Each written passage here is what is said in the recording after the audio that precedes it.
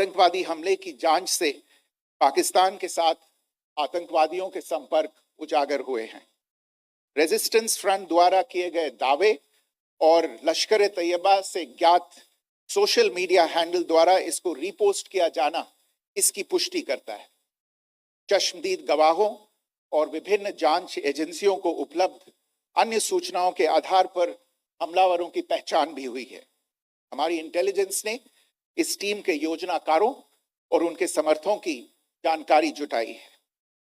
इस हमले की रूपरेखा भारत में सीमा पार आतंकवाद को अंजाम देने के पाकिस्तान के लंबे ट्रैक रिकॉर्ड से भी जुड़ी हुई है, जिसके लिखित और स्पष्ट दस्तावेज उपलब्ध हैं। पाकिस्तान दुनिया भर में आतंकवादियों के लिए एक शरण स्थल के रूप में पहचान बना चुका है। यहाँ अंतर्राष्ट्रीय स्तर पर प्रतिबंधित आतंकवादी सजा पाने से बचे रहते हैं। इसके अलावा पाकिस्तान ने इस मुद्दे पर विश्व और फाइनेंशियल एक्शन टास्क फोर्स जैसे अंतर्राष्ट्रीय मंचों को जानबूझकर गुमराह करने के लिए भी जाना जाता है। साजिद मीर का मामला, जिसमें इस आतंकवादी को पाकिस्तान ने मृत घोषित कर दिया था और फिर अंतर्राष्ट्रीय दबाव के परिणाम स्वरूप वो जीवित पाया गया, इसका सबसे स्पष्ट उदाहरण है।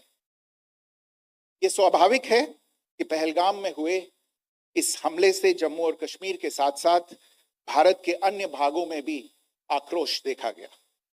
हमलों के बाद भारत सरकार ने स्वाभाविक रूप से पाकिस्तान के साथ संबंधों को लेकर कुछ कदम उठाए।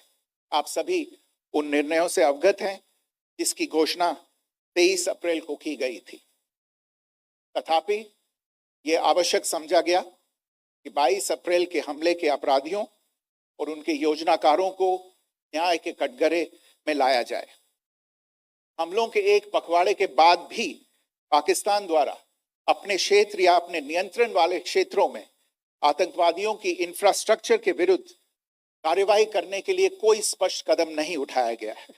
उल्टे वो इनकार करने और आरोप लगाने में ही लिप्त रहा है।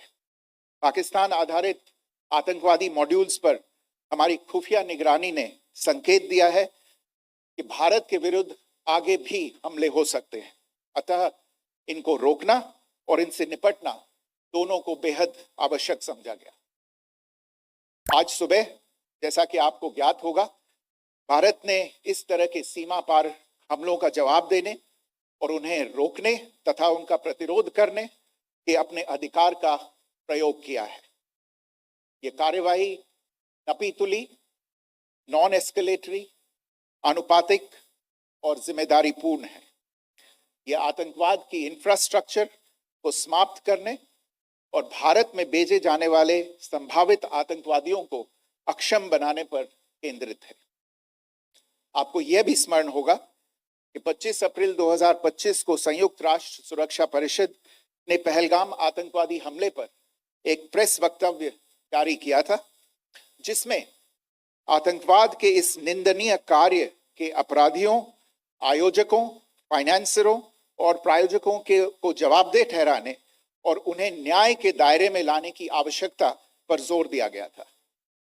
भारत की आज की इस कार्यवाही को इसी संदर्भ में देखा जाना चाहिए।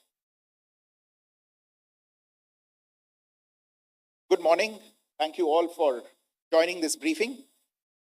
As you are all aware, on April 22, 2025, Pakistani and Pakistan-trained terrorists belonging to the Lashkar-e-Taiba carried out a savage attack on Indian tourists at Pahalgam in Jammu and Kashmir in India.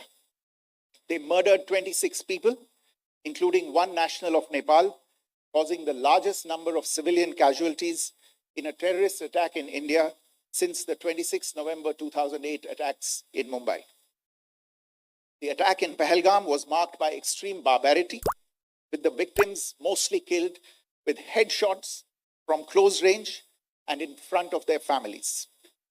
Family members were deliberately traumatized through the manner of the killing, accompanied by the exhortation that they should take back the message. The attack was clearly driven by the objective of undermining the normalcy returning to Jammu and Kashmir.